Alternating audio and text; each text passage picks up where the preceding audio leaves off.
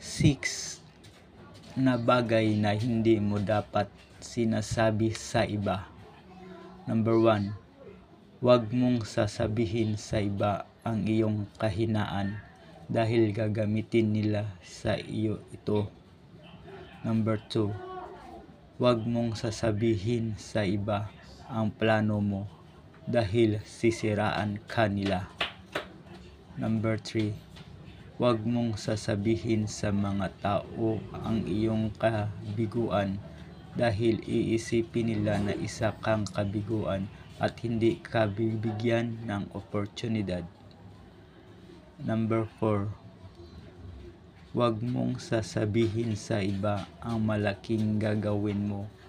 Gumawa ka ng tahimik at gulatin sila sa resulta.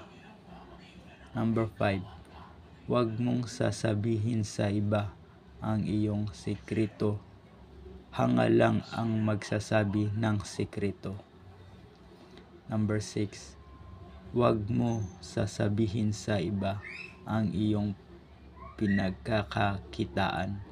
Hayaan mo silang humanga sa iyo.